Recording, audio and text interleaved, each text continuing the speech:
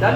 Board पे देखो, मैं छोटे से सेगमेंट पे ही बता दूंगा कि कितने जल्दी खत्म हो जाएगा। अपना पेरीमीटर है 60, पेरीमीटर इक्वल टू 180। हमें पेरीमीटर मैंने 60 डायरेक्टली आंसर हो दिया। पेरीमीटर में तीन साइड और तीनों साइड बराबर है, तो a प्लस a बराबर 180, 3a बराबर 180 और a की वैल्यू आ गई हमारे पास कितनी 60। 60 आते ही हम लोग एरिया ऑफ इक्विलेटरल ट्रायंगल निकालेंगे। एरिया ऑफ इक्विलेटरल ट्रायंगल ये लिखेंगे √3/4 a का स्क्वायर। √3 ऊपर लिखा, a की जगह 60 × 60 अपॉन में 4 बन जा 4 4 5 जा 20। अब 15 को 6 से मल्टीप्लाई करना है तो कितना हो गया 15 2 या 30, 50 60 और 90 90 और पीछे एक जीरो हो गया आंसर। सही है। कितने सेंटीमीटर स्क्वायर। नेक्स्ट आता है सॉल्यूशन। सॉल्यूशन का मतलब पुट x की वैल्यू 3 और y की वैल्यू 0, तो 2 × 3 + 3 × 0 = k। तो k की वैल्यू क्लियर कट आ गई कितनी 6। तो मानसी का यही सही था।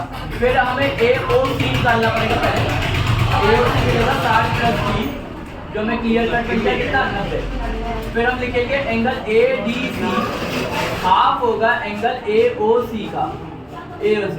और यहाँ पे थ्योरम लिखेंगे angle subtended on the arc of क्या कहते हैं on the centre of the triangle is twice the angle subtended on the ये वाला क्या कहते हैं remaining part of the circle. तो AOC कितना हमारे पास 90 डिवाइडेड बाय 2 तो कितना आ जाएगा हमारे पास 45। बिना थ्योरम के काम नहीं होगा। नेक्स्ट आता है हेमिस्फीयर का TSA दे रखा है, टोटल सरफेस एरिया। अगर ये TSA है तो TSA का फॉर्मूला होता है 3a² जो 4158 हो जाएगा। और 4158 में 3 और सॉरी 3πr²। तो 3r² यही लिखा 4158 डिवाइड बाय 3 पाई की वैल्यू 22 ऊपर 7। और अब सॉल्व करना स्टार्ट करेंगे। 3 1 जा 3 3 3 जा 9 3 8 जा 24 3 6 जा 18।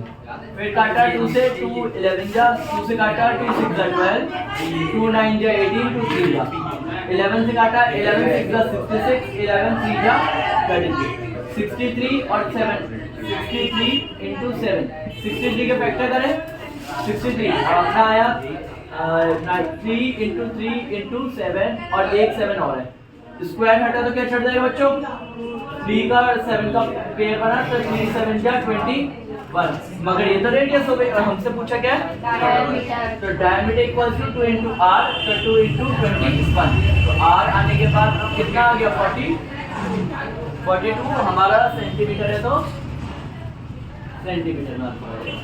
नेक्स्ट आता है radius of spherical balloon increases to 3 times. जो रेडियस है नई रेडियस है वो पुरानी की क्या है 3 टाइम्स। नई रेडियस को r1 कह देता हूँ या r' कह देता हूँ। तो पहले का तो एरिया के रेशो निकालने इनिशियल रेशो अपॉन में फाइनल रेशो। सबको क्लियर है।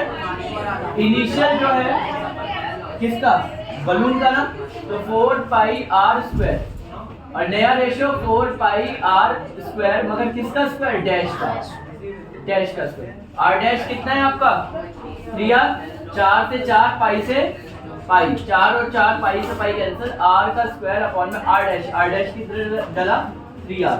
तो 3r का क्या कर देंगे बच्चों स्क्वायर। तो r² अपॉन में 3 3 9 9r²। r² से r² कैंसिल 1 अपॉन में r। तो आंसर है 1:9। मैं लिख रहा हूँ 1:9। नेक्स्ट आता है यहाँ पे a और b का रेशियो दे रखा है। तो हम लोग लेट करके पहले a को 2x और b को 3x मान लेंगे। मैं कितनी बार कर चुका हूँ फिर भी कितनी बार करूँगा। b है हमारा 3x a हमारा है 2x ये हमारा 90 दिख रहा है। हम तीनों को प्लस करेंगे तो हमारे पास लीनियर पेयर से मिल जाएगा 180 लीनियर पेयर। तो 2 और 3 कितना हुआ 5 90 प्लस का हो गया तो 5x = 90 180 में से 90 माइनस 5 मल्टीप्लाई में इधर गया तो 90 को काटो 5 1 जा 5 5 8 जा 40 तो कितना आ गया 18। x की वैल्यू 18 की हमें स्ट्रेट लाइन पहले 2a निकालेंगे। a की वैल्यू है हमारे पास 2x तो 2 × 18 कितना आ गया 36। हमें पता है स्ट्रेट लाइन पे a + c जोड़ के 180 है। a की वैल्यू 36 है c = 180 c की वैल्यू आ गई 180 माइनस का 36 आंसर निकाल लोगे? 1 नहीं, मैं नहीं बताऊंगा, अब इतना सारा बता ही दिया। यहाँ पे 3 है ट्राइंगल, क्या लगेगा? हीरोन्स 300 और 125।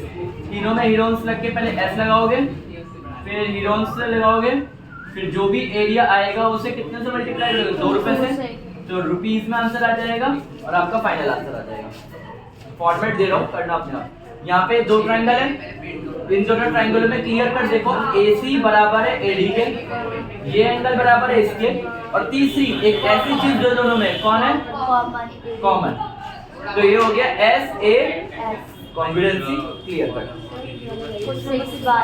Oh sorry, how many zeros?